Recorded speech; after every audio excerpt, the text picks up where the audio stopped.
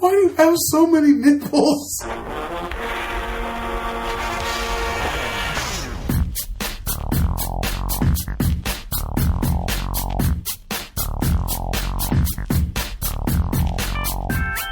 Hello, and welcome to another episode of AtYourEndStep. This is episode 21, and I am Morgan, and I'm joined by Jordan. Hey, what's up? And Mike. I'm drafting. Shut up. Listen, Mike. Yeah, we do have a MODO draft going here because it's kind of a little bit of a slow week. We definitely have some things to talk about. Most importantly, we're going to talk a lot about Magic Online. A lot of people are probably going to talk a lot about Magic Online. But we're going to save that for later, the back end of the podcast. We first want to do our traditional start off with talking about events that happened this week, starting off with Star City. And we also have a PTQ in our neck of the woods that we want to talk about, along with the Star City Games IQ. So we'll talk a little bit about that as well, and then do our traditional shout-outs near the end of the show. But first, let's take a look at the draft and see what's going on here. We just cast a Porn Overlord for 5, and they conceded. Oh, that's awesome. So we won our first game in our draft. We're playing, green-black stuff and stuff? We got 2 Gray Merchants. That's pretty sweet. 2 Gray Merchants. We also got a Thoughtseize, so we kind of paid for the draft. So Value. There's some hashtags in there, right? Hashtag blessed. Hashtag blessed. So we'll go ahead. We'll touch base with that. Every now and again once we get started. So let's kind of dive in. The real big standard tournament that happened this weekend was Star City Games Dallas, Dallas Fort Worth. Mm-hmm. And there's some interesting lists that popped up that was sort of kind of surprising. Something that I like to see is the white-red aggro list. Seems to be the aggro list to beat these days, which I'm pretty okay with since we have it owned online and have it in paper. So that's pretty cool. And those were the 7th and 6th place lists. Both very, very similar lists. Similar to what we've seen from last week and the first week of Standard and kind of throughout. I think the main thing that changes is the number of Ajani's in these lists. I think that one of the lists has 4 Ajani's and no spears, which seems pretty bold because I think one of the best foils to the white-red aggro list is Golgari Charm. And I would think, what I thought was going to happen is that they were going to move to a 2-2. So they're going to have 2 spears, 2 Ajani's. So that way you have that spear, you can get it in there, hopefully protect you from Golgari Charm a little bit better.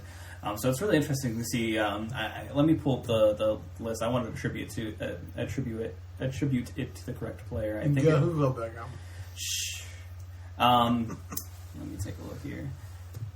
My back button isn't working. With the blue-green devotion, you said? No. The red-white list. The other one. I think it was Robert and Matt Toby, and Robert Burney. Yeah, I think it was Robert Burney that had the 4. Yeah, Robert Burney is the one that had the 4 Ajani's. No, I just can't agree with that. No Spear of Heliod in the 75, which blows my mind. I don't know how you would operate without that card, but maybe obviously I still think the 2-2 is right, or at least the 3-1 that a lot of people have still been running. But moving forward past that, the entire tournament was won by the green-red devotion list. That's become fairly popular. That just gets big. Plays things like Arbor Colossus, Pulachronos, things like that. And this list has kind of been around since the Pro Tour as well, so we see it finally take down a Pro Tour. So Our opponent just disconnected. Oh, really? MODO's so good. Oh, well, we can't seem to be free rolling. So we 1-0 now? Oh, well, no. I mean, he can still come back. But I'm sorry. I couldn't help it. It's just your opponent is disconnected. I'm like, oh, well, I guess we can always count on that. How appropriate. So it doesn't matter how good our deck is. Sometimes our opponent will just not be there. It's fine. Was our opponent Brian Kibler? Is that MODO's new tagline? Sometimes your opponent just can't be there. or is Dave Freudian slip today Nodo? No. Yeah, we'll touch more on that. Anyway, sorry.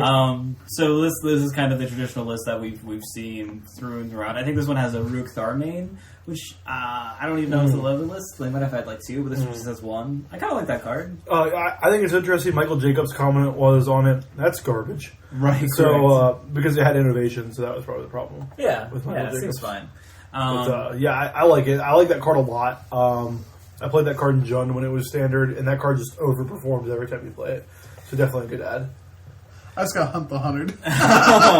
Man, he had those sideboard cards. By the way, guys, if you ever hear random cards that you don't think are standard cards, it's because Mike's winning a draft. That's what's happening. No, I'm losing right now. Yeah. That was not... Wait, I thought we were just winning that game. Oh, well, he came back.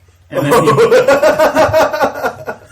then he played a bunch of stuff. And then he Hunt the 100 on my guy, and I cried inside. Yeah, I'll do that.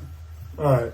Yes, I don't think game 2 is going to Mike, go our real way. quick, what do you think about these deck lists, the Green Red Devotion list? Yeah, the Green Red Devotion list is fine. I was still talking about the lists. I was going to say something about the White Red Aggro list, but you guys just moved the fuck on. So Okay, well, what do you want to say about the White Red Aggro list? I think it's going on for Johnny's because it's just trying to just nut drop people out. Like Flying Double Strike is the game it wants to play.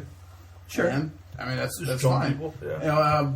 The Golgari Charm, like it has been seen more, but it also, sometimes you just look to dodge matchups, and it looks like they did a good job most of the day. Apparently, I definitely can see that point. I think somewhere around 2 to 3 is probably where you want to be at. 4 seems a bit much. That's fair. I mean, when you ever have more than 1 in your opener, you're probably not feeling great. And if you have 3, you're just like, well, yeah. Though exactly. you can have those awesome turns where you have just like 9 mana, and you're like a Johnny, Flying Double Strike, Johnny counter. Johnny, counter. What? I mean, sure, you could live in Magic Christmas Land. You don't live in Magic Christmas I Land? don't. I do often. Well, yeah, we know you do. I live there. It's nice this time of year. It's warm. And then the second playlist that has sort of even cropped up on Magic Online is the Red White Devotion list. Now, Creeped Up, is that a commentary on Magic Online speed? Or is that, no, it's just it's bum, slowly becoming more popular online. Not a funny joke. And in all honesty, I think lists like this are starting to become more popular online because they're relatively powerful. They play strong cards like Assemble a Legion main deck and Hammer Perforos, which are very hard for control decks to deal with on a typical basis. Yep. You just have more of that in the sideboard.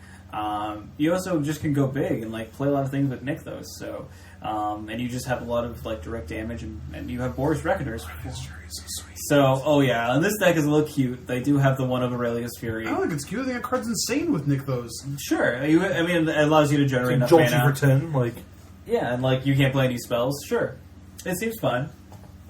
I think that card's really been underplayed in its whole inception. People called it the new Bonfire. Well, one Jerry Thompson I know was very, very high on it when it initially came out. I think it's a good card. I mean, definitely in these aggro lists where filter all your dudes. Sure. At the very least. And it's something that I know Mike has talked about is playing, what is it, Clan Defiance? Clan Defiance with more Reckoners. I've tested it a couple times. The mana is just not great. But yeah, I mean, it's so sweet when it works. So, I mean, hopefully that might be something in the future when we get more Scrylands or something like that. The mana gets a little bit better. And then we have 3 control decks in the top 8 as well. I mean, the last thing about the Red White Devotion list, I really think it's something that's just going to be around. Oh, for sure, for a sure. while. Now the control decks, we had 2 blue-white lists and 1 Esper list. Now I know a lot of people have been switching over to blue-white in kind of the meta that we have right now, just because it's a little bit better against the aggro matchup because you're not taking pain, with your lands. And you get to play things in the sideboard that help you a little bit better, that are easier to cast.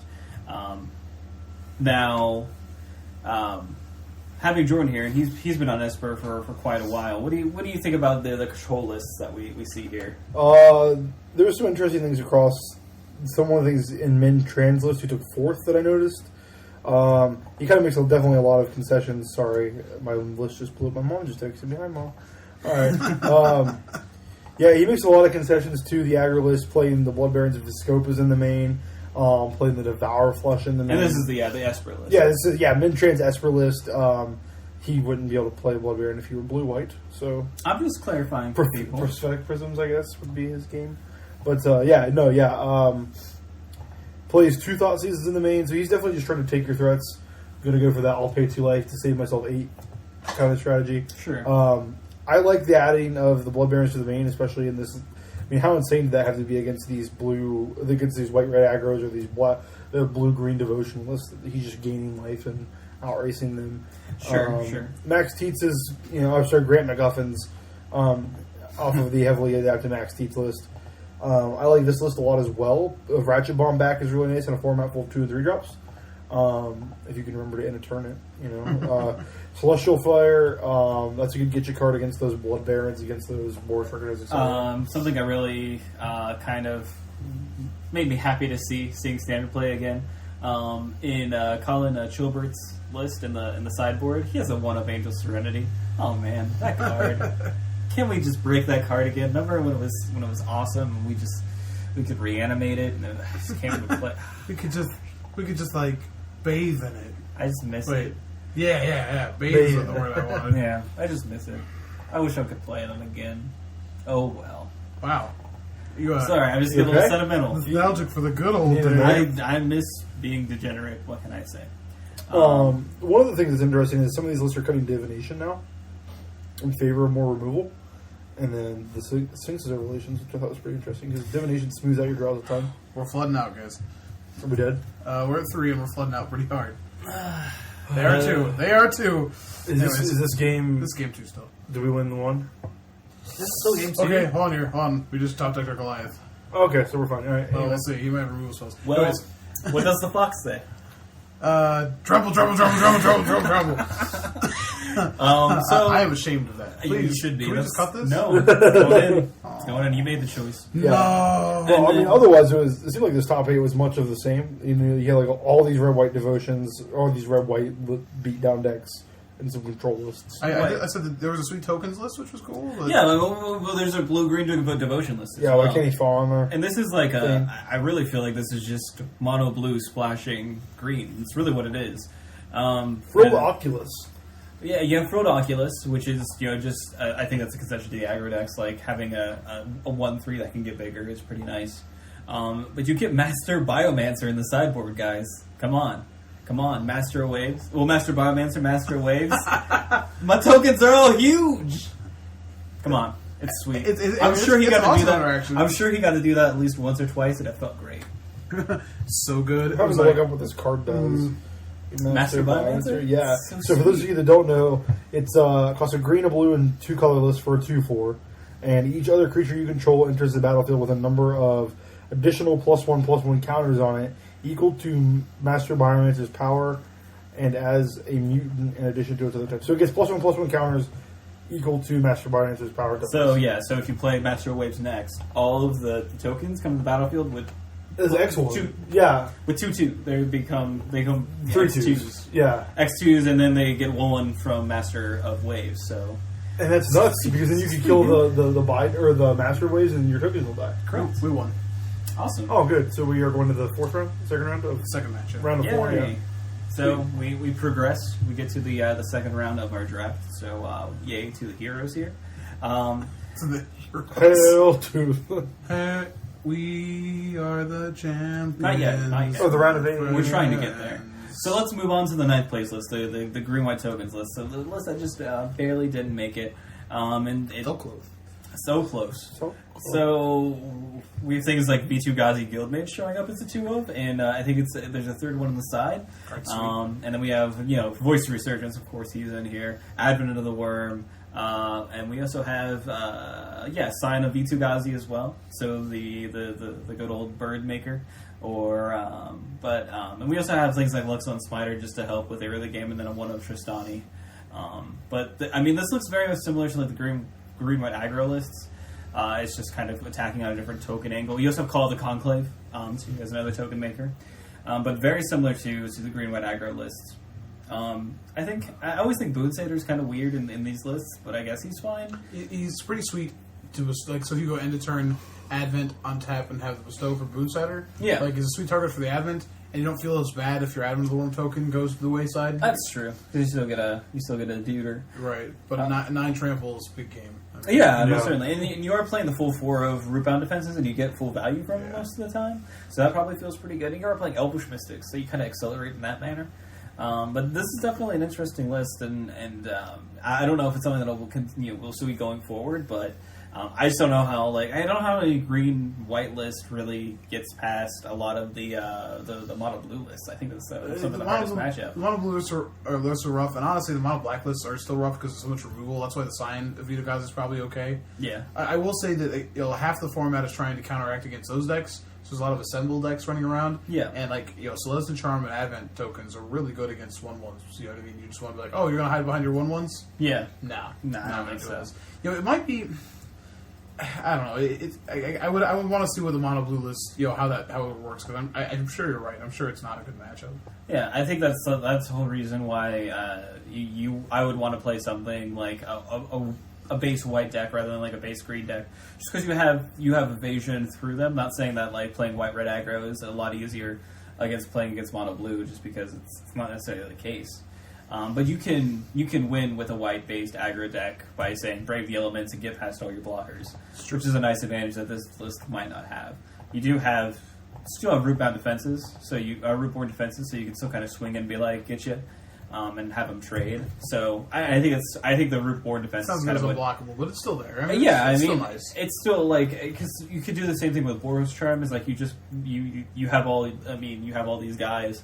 And you would rather get through than have to trade a bunch of them, but oh well. So that is what it is. So one interesting thing, though, one funny thing I forgot to tell you guys about, and I just want to say it on the podcast. So I was playing the White Red Aggro list online, and I played against Mono Blue, and he had a Nightbow Spectre out, and he was just getting in with his guy and getting some cards. Doing what he wants. And he gets a whatchamahave. He gets a whatchamahave. He gets a Brave the Elements. Oh, okay. And I'm like, well, that's awkward. Yeah, he may not know how that works, because it was the mono blue splash white list, so he had things like Detention Sphere and things of that nature.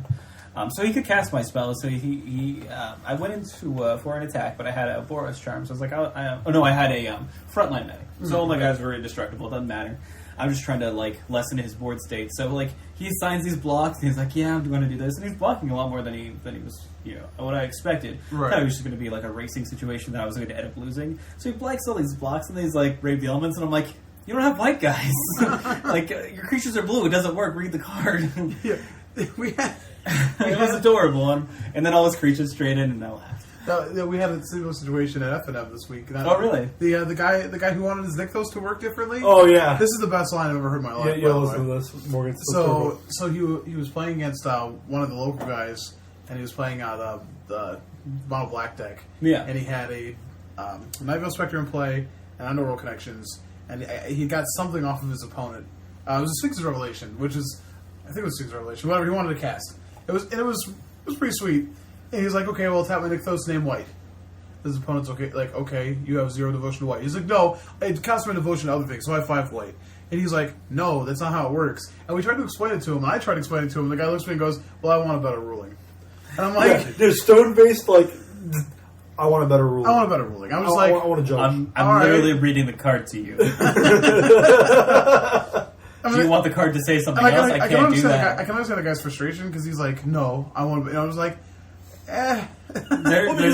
This is F&M. There's no better ruling. Because I guess, I get intuitively, if you're a new player, you would think that's what that land taps for any color, and he's frustrated by that. Oh, you can still read the card. I'm trying to get him out of it. No, he's retarded. That's what it is. Whoa. Hey.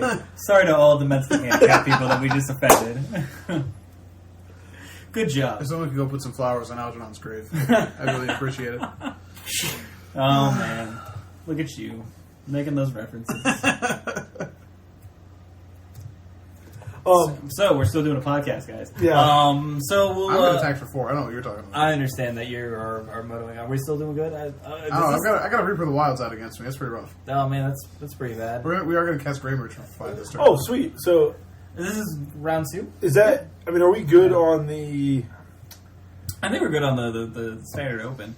There wasn't really anything else that happened that was pretty monumental that you guys want to talk about. At least specifically standard paper Magic, any sort of card that were played. I think there was a GP that was limited. It was limited. Yep. So it was sealed. There wasn't really any outside events. And how can you talk about that, right? That guy opened those cards and built that. Yeah, and then I mean, it kind of you open these cards. It kind of is relevant to us just because kind of moving into our next topic is we do have a PTQ that's coming up. Sure. That is this Saturday. It is sealed, and as those PTQ season is, so that ends soon. December. It's beginning of December, so it's a standard, which I'm excited about. I mean, I think we're all excited. I'd like to play my Big Boros deck in PTQ, so I'm excited for it. Oh yeah, most certainly. That'd be the first big event for Big Boros, right? Well, they open minus the Invitational into 50K in Star City, Cleveland. So it's actually just. It's been vetted, okay? Yeah, no, I for some reason He's got hair down there now. He's a man now. No, yeah, that'd be Mazel great. tov. That'd be quite exciting. So, what do you guys have any opinions about like the limit? I know obviously we're playing limited right now, but sealed and draft are a little bit different. Do you guys have any opinions about like the draft format, sealed format, how limited Theros kind of? I mean, I've been drafting a fair amount and doing pretty well. Like I've been free rolling for a while now, so yeah, so fair enough. It's I like it a lot. I think maybe like go all Mark Twain on you, like the quotes of the death of Aggro. Was highly exaggerated. Yeah, I definitely agree with that. I think that there's like base there's like base white heroic decks that are out everywhere, whether it be blue, red. I mean, it would be white red, or I know white blue is popular just because you have the Battleways Hoplite, and you even have things like you have the Battleways Hoplite, which is really a powerful two color card. I mean, the red white aggro decks are real, and honestly, the 2/3 Centaur, and I'm trying to remember the name of it. The 2/3 Centaurs regenerate that attack each turn. Oh, Minotaur. Or Minotaur. I'm sorry. I said Centaur. The Death Rider Minotaur? Yeah, that one, you can build a deck around a number of those. So, sealed is obviously going to be slower. Yeah. But I think, I feel like all the sealed pools I've seen are fairly deep. They've been fun to try and build because, when you get like M14, you're like, here's your blue pool. Was it good enough? You're playing some other shitty color. So you're just like, you know what I mean? It's frustrating. Yeah, and like there have been groups that we're a part of that have like done a daily sealed pool where they post a picture of a daily pool, and like people in the group will post builds and stuff like that. And I think that sounds really interesting and pretty good to do if you have a group of people that you test with regularly to get ready for something like this. So. Definitely. I mean, there's free random sealed pool generators that are available, or if you are playing on MTGO, you can take a picture of your sealed pool and be like, "How would you build this? This was my build. What do you guys think of this card?" Maybe we should do that. Yeah, I mean, it's definitely something that we should do and see what people think. Yeah, 100% agree with that. It's kind of hard to do it before the actual PTQ goes up, but what are you going to do? Right. But something else that is going on during the PTQs, we do have an invitational qualifier for Star City Games. That's going to be going on later. And I think Jordan and I are probably going to do that because we are not as strong in limited Magic. But as my showings have happened, I'm not strong in Magic at all. So I don't even know if I should even do anything. But we're getting floaties for the next tournament. I know. It'll be adorable. I don't have an opinion on sealed limited, which is kind of what... I mean, I only know what I've seen from other people. You asked the question, and my first thought was, like you said, do you have any thoughts? My first answer in my head was no. And that's probably why I should play the IQ. Right. When Dave was prepping for the Pro Tour, I drafted, a lot online and a lot in paper just so I could help him. But now I'm just kind of like, I don't know where the meta's at on it. Yeah, I do have to draft black and blue green really well. That's and it's just like, and sealed is completely different because I feel like I know a lot more about draft and like where your draft is at just because I see more of that. I don't really see many sealeds. But so for the IQ, are you still going to stick with Esper for the time being? Yeah, I don't have a whole lot of cards to the other departments. So that and I'm going to kind of take the our buddy Elliot Mork route, and I'm just going to kind of grind Esper all the way home for better or for worse. But it's also kind of interesting. For better or for worse. You kind of. It's a wonder you're not married, man. You kind of have an interesting. No, it's not. Because you also have all the cards that you would need for blue white anyway. Yeah. Right, still. Yeah. So even if that were just something like a meta call that you wanted to make. You can still do that too, so that's kind of a nice thing. I like Cassie Bloodbaron of a Scopa. Yeah, it's Boros is going to be available. I would definitely like to play that. Actually, Actually, I would just need my dragons back. I think I have everything else. Oh, there you go. Oh, so I can just borrow dragons and play that deck. Okay, Morgan, I need to borrow dragons. No. Mike's going to tell me how to play that deck, so I don't fuck it up. But I'm still going to fuck it up, so it doesn't matter. But I think that's what I would like to play. I would like to play Mike's Big Boros build. Or as I've dubbed it, Big Tears Boros. Big Tears Boros. I like it. Yeah, that's perfect. It's a little sad. It's a little sad, but it's fine. Wait, it's Big Sad. Oh, no. Oh, no. Big tears cry. So, Okay. but yeah, I think that's kind of interesting. I'm really glad that we do have a standard option that's just not like the random winner boxes that might fire at a typical PTQ that we actually have big. Definitely. You know, somewhat big. These invitational qualifiers do have cash payouts for top place and some pretty good, decent price payouts. An invite at And stake, an invite, which is relevant. Yeah, I think 100%. Definitely. Because we have people in this room that want money from such invitationals. Who? Oh, it's you. Yeah. Oh. I mean, and the so nice thing is sick. the time. Like Saturday, you get to sleep in. I don't want to wake up at 7 to go downtown. It's true. Like I would rather get up around like 11, go to the World Market or the North Market. Excuse me. Oh man, Get some pizza. You know how to get some pizza? I think that we can do this. We got I think pizza last time. I think this is achievable. Yeah. So So we you got go see your friend that was there. a horse. His name wasn't Horace. It wasn't, but he was horse was Polish. We don't know his real name because we're ignorant Americans. I think it's just an insensitive period. We just forgot a man's name. It's all right. We'll remember it and we'll go see. Yeah, we'll go find out. If you guys We like won't Polish food. we won't buy anything from him. So It was like, garbage, hey. but Horace was a nice fella. No, that's not true. I don't know. I didn't eat anything from that. Yeah, it was so- garbage. Oh, I'm sorry. Anyway. He'll never listen to this. It's fine. Yeah, Morgan's like, God, I'm sure the food was great, even though I never spent my money on it. Come on, don't be a hater. So, and then we still get to go to Barley's afterwards. Yeah, so it'll be fine. great. Yeah, no, but you know what? There was a PTQ on Sunday Okay, for so the whole world. So let's kind of Oh, get into we this. got to go somewhere else first here. Hold on there. We have to go to Saturday first before we get to Sunday. Yeah, exactly. So if you're listening to this, then you know what Magic is, and if you know what Magic is, you probably have already heard about this controversy. And if you don't know what magic is, What are you doing here? What are you doing? how'd you find this? Mom, stop listening to my podcast. Stop clicking dirty links, okay? How did you find this? Stop Googling me. I don't like it. Anyway, yeah, so you know what magic is. And then there Correct. was- So you know what? You've probably already heard about this. Yeah. And I heard that you know there's going to be a lot of. I've already said there's going to be a lot of Magic sites talking about this. There already are, but MODO was just shit the entire weekend. There were two large profile tournaments that happened this weekend. There was MOX, which is the Magic Online Championship Series, which has real life tangible payouts, and there was also a PTQ. And the MODO PTQs are, lovingly dubbed MODO GP PTQs because they're giants They're 11 and they're rounds. like they're 11 rounds of Magic, and again, real life tangible payout of being able to go to the Pro Tour. So both those tournaments crashed and wiped everything out, and both of them, I believe, had to be rescheduled. Correct. So The best part is the MOCS is rescheduled for Saturday. which is GPDC. Yes. So we have this program that people use for not only testing as we do and making content, but also for trying to get real things. And it just failed, and it devalues. This happened to the main sort of figurehead of this is Brian Kibler. Kibler was actually playing in MOX on Saturday, and he was 7-0. Yep. Pretty much locked for top 8. It was locked for top eight. Yeah. A lock for top 8. And like with MODO, it's a little bit hard, just because you can't you ID can't or draw anything in. like that. But he would definitely even if he lost 2 more, like he's still gonna get there. And then his he got kicked out of the program. He tried to restart and couldn't log back in, and then he got kicked from the tournament due to not showing up. And a lot of people had this happen to them, both in Magic Online Championship Series and as in the PTQ.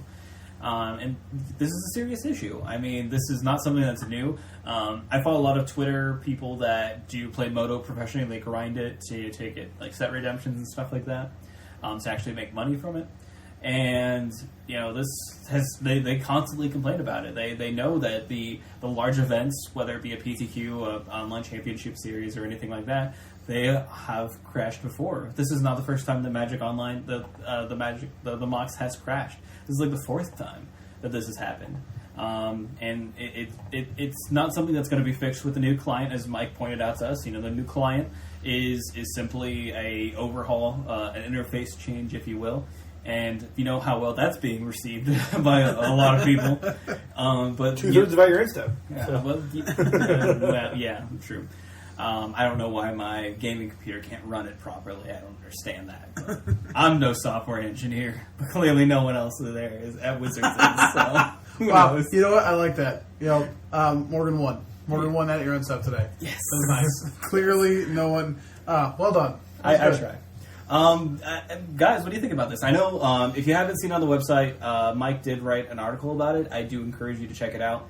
It does have some awesome, pictures of the actual tweets that were sent out and everything like that. So We're so hippie. We're like, we put pictures on the website. We put pictures. Of course. Pictures of a quote. yeah, it's amazing. Oh no! Yeah, It's like AtYourEndStep.com. we live in the 21st century, guys. So Mike, kind of give us your opinions about this. I know I introduced it. One thing I do want to point out, and this has been thrown around. Ruben Bresler pointed this out a while ago. I myself was harassed, like Todd Anderson, about losing it over a PTQ that crashed, and it's been mentioned that it's only because Kibler is now complaining about it. And I don't think that's true. I think it's because the complaint is different. Obviously, anyone else who's had an issue with things crashing is valid. It doesn't matter if you're Brian Kibler, Todd Anderson, or us sitting around the table right now. Kibler hit it on the head though, because they're just like, oh, we're sorry this happened. We'll reschedule it for next week. But if you were playing in this event, then you had already set aside round 7. Not to mention the amount of time in between every. You're talking at least 7-8 hours of your day. I think he said it was 9 hours, close to 9 so hours. 9 hours out of his day to play this event that doesn't even get to finish. I don't think people understand how that would work. We're in Star City, right? We go to Star City, Columbus. We're in round 8, and Star City just goes, "Oh, tournament's ruined." See ya. And that's it. That happened. And they just tell people to go home, but don't worry, come back Wednesday. Yeah. Okay? And people are like, well, we have to work. And it's like, well, that's not my fault. You should have realized we were going to screw up. Right. That's actually a great analogy. It's come back Wednesday. I have a job. Well, we don't. So this is our job, actually, conveniently enough. So we'll be here. Yeah. And everybody that takes them too, and I totally hear his complaints. Some people on Twitter were, Ruben Russell was poking fun at him a little bit. Right. Ricky Hayashi was saying, I'm going to unfollow him until this problem is solved, until he's done tweeting about it. I don't necessarily blame Ricky for that. But at the same time, he is not off grounds with complaining about this. And you get a foil scrublands and 10 packs, I think is what he said his compensation was. 6 packs or something like that. Yeah, so not even, 10 that's not worth 9 hours of time. No, not at all. And, the crux of Kibler's argument is, he's not saying, fix this, or, it'll this is terrible. Or else. Right. He's saying that, hey, if you guys aren't going to fix this, then don't make tangible rewards. Well, that was Paretzel. Paretzel's the one who specifically said you can't. It's actually negligible to tie real life rewards. I mean, you essentially, we had a guy, one of our friends we talked about before, who accidentally top 8 at a PTQ, right? Because and he was going to play that top 8, but how valid would how valid would that be? You know what I mean? And right. They talked about this during they already talked about it during the World Championship this year, because they had the poor guy from, I think it was from Russia, who started off the tournament 0-6 because he was just totally outclassed by all these pros, but he won the MOCS. And now you're going to take that fact and let somebody possibly glitch into the MOCS. Hey, oops. Yeah, you know what I mean? Exactly. This guy could show up at the World Championship. To be fair, next weekend they're going to run this again. Okay? And one of the best players in the tournament will not be in it. It's true. You know what I mean? Let's just be honest. He was X and O. His deck choice was amazing. He will not be in the tournament because of this. So there is already literally. So that's very frustrating. Your odds are already instantly better because you won't have to fight against one of the best players, someone who was going to be in top 8. It's very true. And honestly, most players aren't going to be, right? Because there are a lot of people that are not going to be attending the mocks again, just because of this happening until it gets fixed. And like I said, hey, I'm not a software engineer, I'm not a computer engineer, but it feels like if you have this large player base that wants to play in these large tournaments, you think that you want to do a little bit more to support them, and just no. I'm being sarcastic. we're being sarcastic, obviously, but as a business, people are paying for this product regardless, which obviously you go down a whole other rabbit trail. Do you boycott MODO? But like, MODO is still making money. Hasbro is still going to make money regardless of this product is garbage. I agree. You know, and I played 8-man today. Yeah. Like, I mean, you know. we're drafting right now, right? Right. Yeah. We're part of the my problem. opponent did DC for a while, so that Yeah, I mean, that's that true. in and of itself is I pretty think hilarious. that it's probably fair that I would say that if you want to do anything, that I would not support any large events on MODO. Like, I would just stop playing those ones that could potentially crash, and then if you don't play in it, then actually it'll be more stable. So there you go. Maybe then it'll be fine. It's a very secular argument, because then you should play again, right? Because I get where you're going, yeah. Right, exactly. I don't know. I mean, there's no real way. Like, people use this for vital things. They use it to test their decks, to play real life paper Magic. it's some people's jobs. I mean, It is. streaming is Like how I they said. make their money. I mean, it's just That's very true. It's very hard to be like, hey, don't make money. I mean, Don't well, do what yeah, you now- do. like I'll just pull a Jordan and stream cockatrice. I mean, Yeah. Hey, people like that video.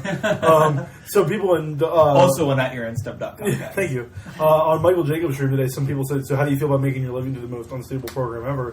And he goes, "Well, I grind dailies." Yeah. Because, like, I make my living off of Momir. Like, played it poorly, albeit. But yeah, so that's a little bit different. how do you play Momir with skill? He said he played it poorly. There's a couple. You can Do you play, like that? like touch your computer in a special way? So it's like, come on, baby, give me that. When good you God." make your first creature, and when you stop making creatures, and when you skip. I know, I I'm just understand. giving you a hard that, time. But No, it's man. primarily luck based format, but he made some bad blocks today. So yeah. So it was limited. Yeah. no, Momir. Both. Let's see what you did there. Yeah, so I really struggle with the idea of tying it to a real life event. Now, 6 months ago, you would have asked me this, I would have said, "Oh man, like MODO should have Planeswalker points," because I really want Planeswalker points. But now that I like play in events, I'm like, "Oh no, like MODO is program's garbage." It's not the ideal, and I know that they're trying to fix the front end, fix how it looks, fix their face.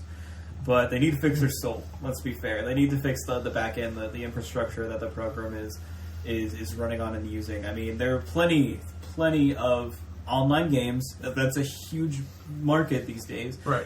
Whether it be things like League of Legends or massively multiplayer games like World of Warcraft, or even things like online shooters that require stable internet connections. And we will definitely concede the fact that these programs, regardless of how stable, how big of an infrastructure they have, they do go down. No, they will fail. And we were actually talking about today. For those of you who played old school WoW raids, we were talking about wiping on Ragnaros. You know what I mean? But it doesn't happen nearly as often as this. Right. Yeah, you didn't wipe on a raid, which is a sort of a large Ragnaros dungeon. was the final boss of the first 40-man raid in Warcraft. Yes, they used to raid with 40 people. It's amazing. Oh wow! Yeah, all you Burning Crusade kids. Yeah. So, but I don't lose $20 because that happened. You Right. know, You don't lose Right. $20, and then even like you could put in a ticket, like a request form, and sometimes they would give you the gear back. Like Yeah. if you could prove that you killed the boss with screenshots and stuff, they would give you your gear. Like whereas with this, like this almost feels like a big sham to me, right? Because Yeah. how much does it cost Wizards to make MODO product? $0.00. Okay. well, So- I mean, there has to be some level of cost. It can't just completely. Well, you cover would mess up itself. the market, I guess. Yeah. But essentially $0 of actual production to make product. But $40 is the entry fee per person. And a $700 PTQ. Like I was telling you guys earlier, 4 of these PTQs a season, and you pay for every one of the PTQ's flight, every one of the PT's flight. Like Sure. you have flat paid for your flight expenses for all Pro Tour competitors. And then in instances like this where they have to refund people, they're not actually losing any money. So like these crashes and things like that only actually just add value to Wizards. We lost again. And that's kind of nice. Oh, we lost the game. That's sad. Yeah. But these crashes feel scammy to me because it's Wizards essentially just making money. They gave away all this. I mean, I Well, they're suppose. giving away digital product. It literally, they're like, it's like picking up a dandelion and No, blowing it up. literally, there was zero overhead to making a MODO pack. But I mean, like, you have to think about it this way. There's, I mean, it's kind of shitty to say this, but I mean, they still have to pay for the servers they do have. I mean, they still have to pay for the development of the new software. Like, the people, they have salaries of people that do work on this project they have to pay. So they can't just be like, MODO is No, is sure, free. but those are costs that are already associated with running the program anyway. So like canceling a PTQ and then doing another one isn't actually more money. It's just extra dollars for them because they're going to pay those people the same rate anyway. I guess, but I mean, like, you have to take a look at it that Wizards makes money by people buying tickets, and people don't always buy tickets from Wizards directly, because you can buy All tickets originate from Wizards. Correct. So but it doesn't mean like every time someone buys a ticket, like that's a new ticket that they just generated. Like no, okay, so sure, it recycles. Sure. Fair enough. I hear what you're saying there. I still think that I'm just saying that there's definite costs. they're not making a straight $12,000 off of this match. No, it's not just a pure profit investment. It's really it can't be. No, but there's not the loss that should be intrinsic with running this event. Like to propose Mike's analogy to Paper Magic, if we're at Star City and they're like, "Hey, we're shutting down the tournament. Here's 10 packs." I'm like, "No, you owe me $40. Here's your deck box back." You know, yeah, sure. like that's kind of how I feel about it. I don't even know if I give them the deck box back, like because my deck's in it. But like I struggle with the idea of Wizards just being able to be like, here's 10 packs and a foil card that cost us nothing to make.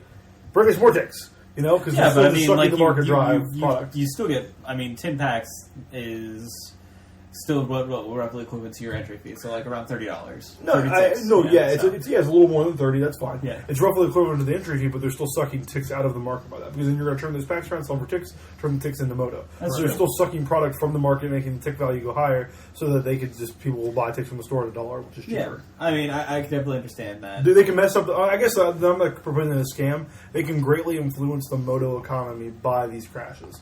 And maybe they don't do that intentionally, but that is a consequence. I can see that. Yeah. Most certainly. You're introducing a lot of packs into the environment that wouldn't As opposed to ticks. Yeah, so you're going to jack up the prices of ticks, or lower the prices of packs, which screws everybody else over, which makes you have to buy more ticks from Wizards, which increases Wizards' overall bottom line. So it's an interesting scenario. Yeah, but I don't think it's something that's intentional, because the bad PR that they're getting from this I don't think it's at all worth it. Oh, no. No, for sure, it's probably not. I mean, this are literally we wanted to devote three quarters of our podcast today to complain about this. Or I wrote a little blog post about it for just the sheer sake of it angered me. I don't know. I don't like having my time pissed on. Yeah, you know what I mean. And just the way that they it blows my mind because you're in a real life paper tournament and there's a program called Event Reporter, Wizards Event Reporter, and that's how they keep track of the tournament. If that crashes, you can still recreate that tournament inside of Wizards Event Reporter. You just have to do it manually, which isn't fun if it's a large tournament. But the tournament still goes on. But there is no save state on MODO. Like if your tournament crashes, they cannot recreate it. Right. But everything else, you can do that. You know, if you have a character on World of Warcraft and everything gets stolen, they can restore you back to a certain save state they have from you on the server. Why can't we do that with a tournament? Why is there no one tracking this?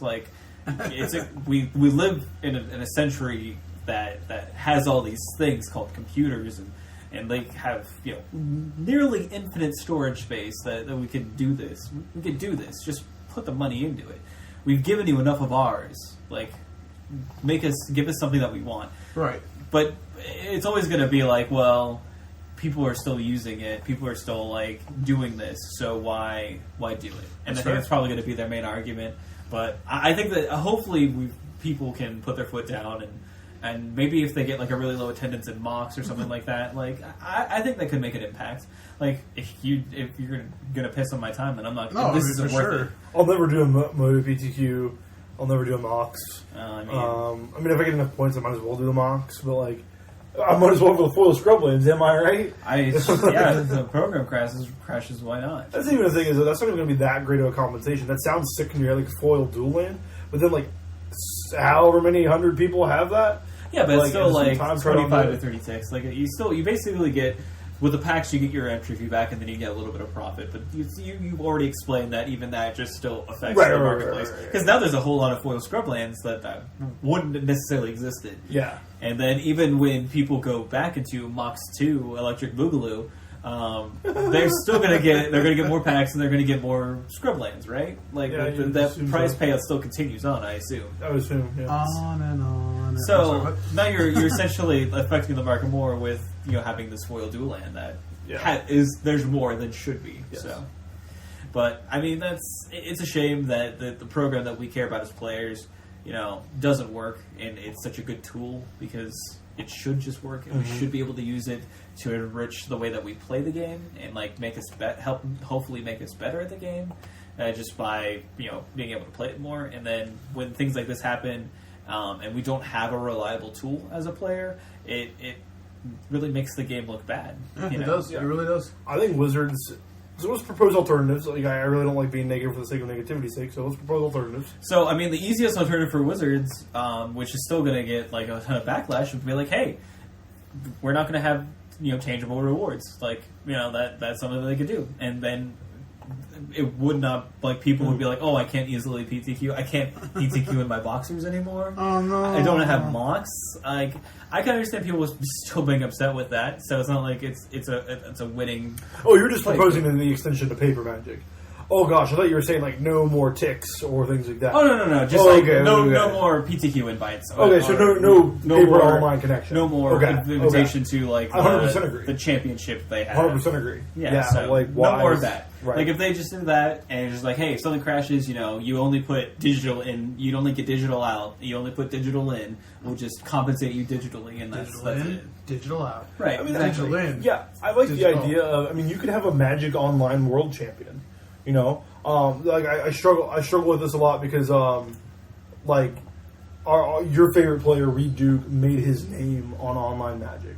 He made the scene as Rita Rabbit, and then got an extension. I think to a Pro Tour via MODO, and then once he's I'm not quite sure what happened, but yes, he made his name on MODO. Sure, just like Brad Nelson did, like a lot of people actually. And that extension carried over to paper, so you lose a little bit of that.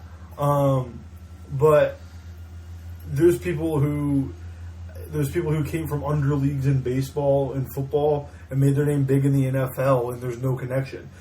Think historically baseball, Jackie Robinson came from the Negro leagues, right? That could be a similar story. It'd be hard, and it's not easy to do. And I'm not proposing that Magic Online is the Negro leagues of baseball by any means.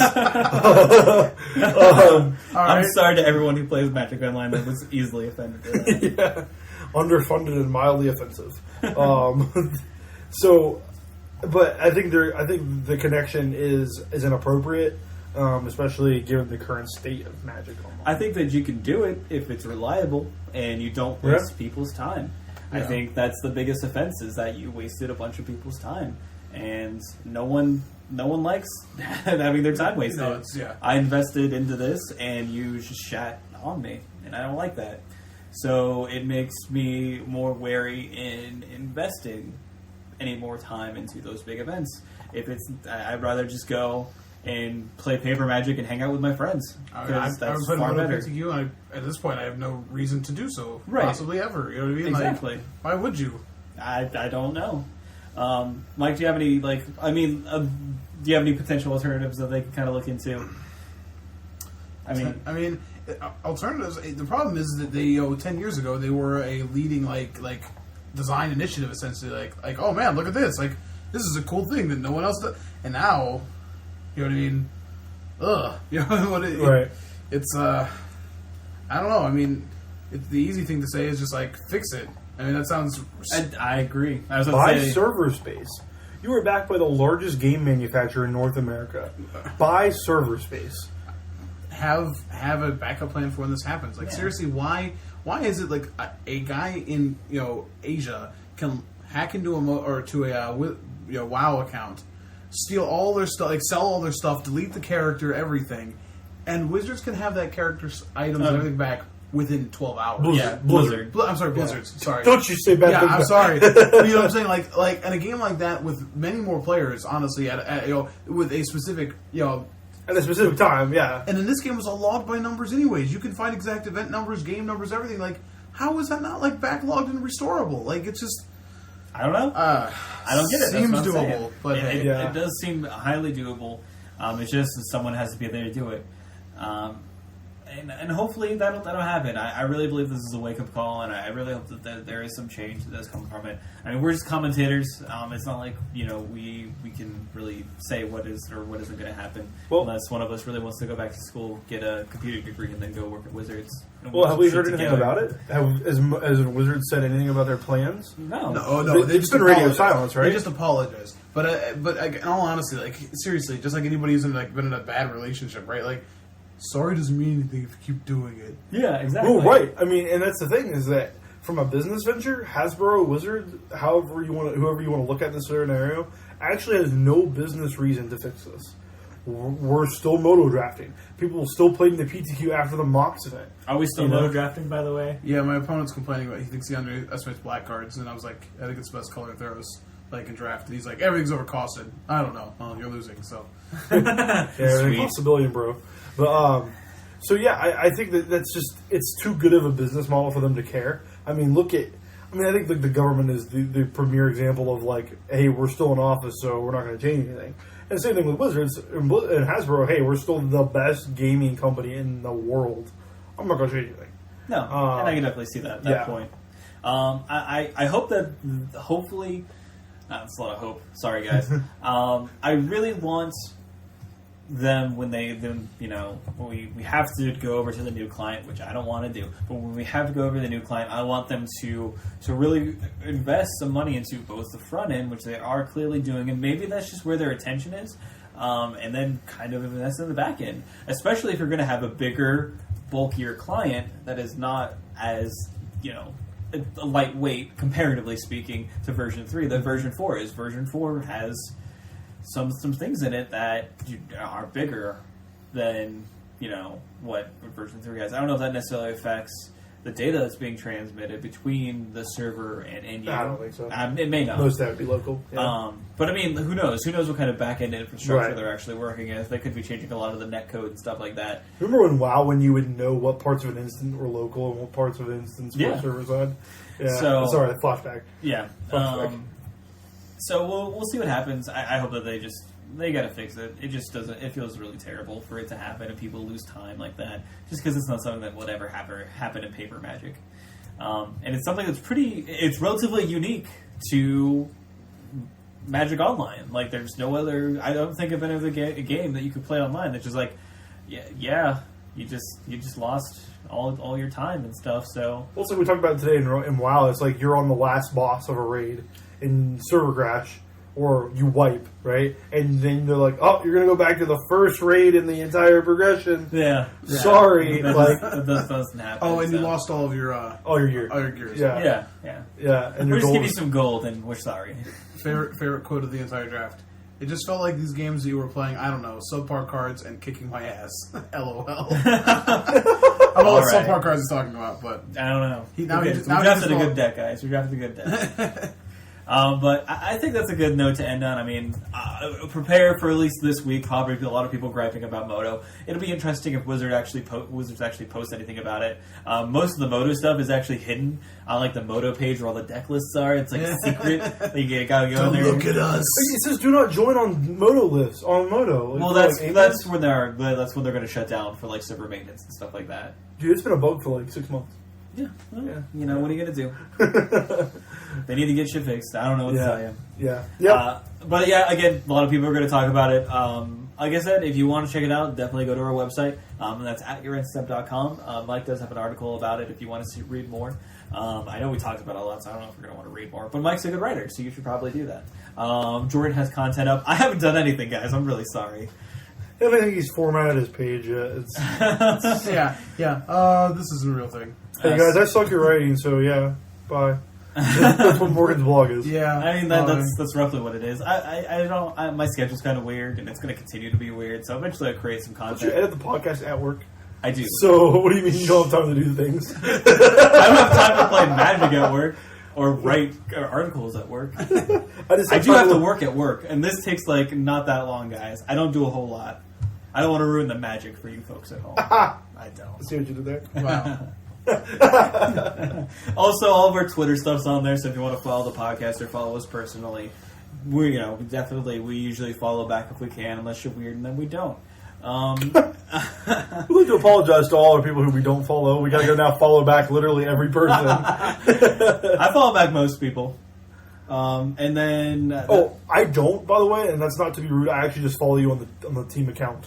I just use my personal. It's either or. Both of well, usually we have. I see your tweet. Are we really apologizing for this? No. Well, he set me up weird. So No, I said it. I'm just kidding. I try to follow most people that follow me, or at least follow them on the Anyway. show account. Regardless, it doesn't matter. It's fucking Twitter. Who gives a shit? And we're in the finals. Awesome. So we're in the finals for the 84, so we're going to finish that up on the podcast. But wish us luck. We'll definitely see you next week, and thanks for